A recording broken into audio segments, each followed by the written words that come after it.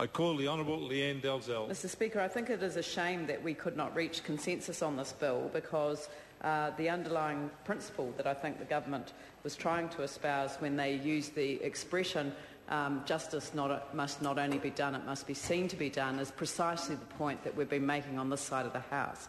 And it is the fact that justice cannot be seen to be done when the accused is not able to represent himself at the hearing itself. It is a fundamental breach of our Bill of Rights legislation. Of course, we agree with the principle that audio-visual links can play a useful role in these interlocutory proceedings, but not in the substantive hearings, and certainly not otherwise than by consent. So that is the fundamental difference, I think, between the government and the opposition on this. Despite the statements from the Minister about the assessment of compliance with the Bill of Rights Act, the Human Rights Commission does not agree, and I want to spend a bit of time going through the Human Rights Commission submission because I think it has some really important points to make. And perhaps when I refer to the Commission's submission to the Select Committee, maybe I want to reorder their statement about why the Commission does not support the bill in its current form, and I want to put up the top as the first reason why is because the bill risks eroding important victims' rights. We have had an entire discussion from two members of the government referring solely to the position of the accused. But what about the victims' rights to face those that have been accused of offending against them? Because there is a right that sits with victims that has been completely ignored by the government.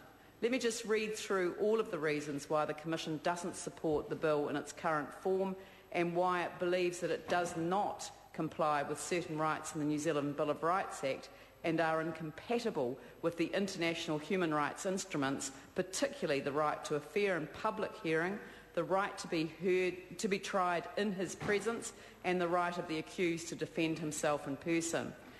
The bill, as I've said, risks eroding important victims' rights. Beyond judicial review, as affirmed by Section 27 of the Bill of Rights Act, there is no provision to appeal a decision to use AVL in a specific case. The use of AVL may impact on victims' rights to participate in the proceedings and the long-standing principle that victims have the right to confront an accused. And there has been no evaluation of the impact of the use of AVL in criminal matters. And I think my colleague David Parker explained very carefully to this House the risk of going down a track based on advice that suggests a far more widespread use of this particular technology in criminal trials in the substantive proceedings than in fact can be identified from the evidence. So I think that the government is going to be asked to account to all of these matters as we proceed with the debate on this bill. I think there were very few adjustments that we need to make to this bill in the committee stages, and we would then have unanimity across the House. It wouldn't take very much for that little bit of extra work to be done and for us to achieve the outcome we would like to achieve. Very simple amendment to Clause 9 would do the trick. And it's interesting because I was looking on the internet before I came down to the House to speak on this bill, and I noticed that Peter Dunn is going to vote against this legislation as well, for a slightly different reason than the ones that I'm going to expound on now. But the issue about whether this is justifiable in terms of our response in this area, I think is definitely on the line, and it is something that we could still fix, and I'm hoping that in considering the very good submission of the Human Rights Commission, we do get to that point. And as my colleague David Parker has already addressed, the New Zealand Law Society has adopted a very, very similar position to the Human Rights Commission. And let me just remind the House what the Bill of Rights Act provides in relation to criminal proceedings. There are 4 specific rights: the right to be brought before a court following arrest, the right to a fair trial, the right to be present at trial, and the right to examine witnesses on an equal basis to the prosecution. Those are the rights set out in the Bill of Rights Act. Section 25E of the Bill of Rights Act guarantees this right to be present, and under the ICCPR, that is described in there as the right to be tried in his presence.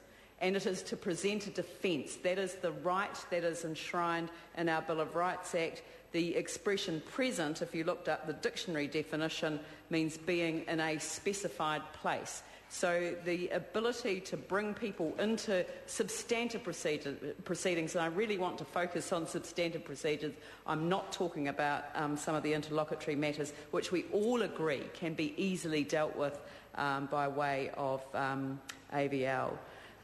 The Human Rights Commission stated that they acknowledged that the rights were not absolute, but the state's duty to protect and uphold them may only be diminished where it is demonstrably justifiable in a fair and democratic society.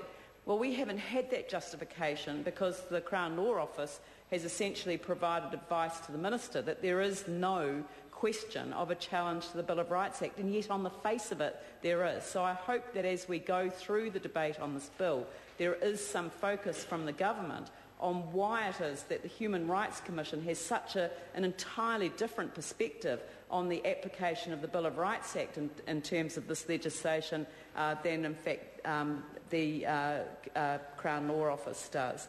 And in fact, it's very explicit in the Human Rights Commission statement. They say the Crown Law Office provided a report on this bill to the Attorney-General. In this report, Crown Law determined that the bill was not inconsistent with the Bill of Rights Act. The Commission disagrees with the report and considers that the analysis provided is flawed.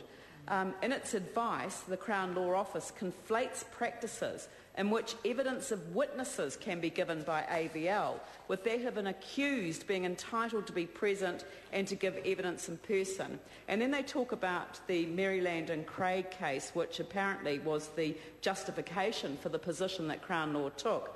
But what they say that case was addressing was the giving of evidence remotely by a witness by AVL, not an accused. And in that particular case, it is not relevant to the issue that we're actually deciding with this particular piece of legislation. And that's why they say the analysis is misleading, because it doesn't include the court's full and proper reasoning in the case, but cites selectively from it. Well, that's an alarming statement, and I hope that we are able to have an in-depth debate about this as the bill proceeds through its remaining stages.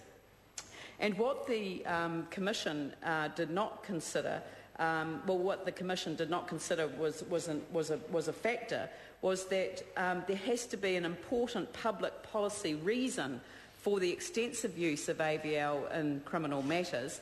And what they're concerned about is that the reliability of any evidence given in this form, given that there is a real risk of adverse inferences. Now, having sat on a select committee that's heard submissions by way of AVL, I can attest to this House, and I know others know exactly what I'm going to say, that there is nothing like having the person directly in front of you giving evidence, and those that give evidence by AVL to a select committee will tell you that they can't tell how the MPs are reacting because they can't read the body language through the level of technology that we have today. And I think that it's a serious problem that we go down this track before this question is able to be fully justified. And I don't think it is justified to go down this track. And I do hope the Minister will take seriously the suggestion that we are happy to work together on a relatively minor amendment which would get unanimity, in my view, across the House to get the bill passed for its main goal, and that is to have this apply more generally in the procedural matters and not in the substantive hearing itself. There really isn't much that we would have to do to fix it. I want to end by returning to the question of victims' right.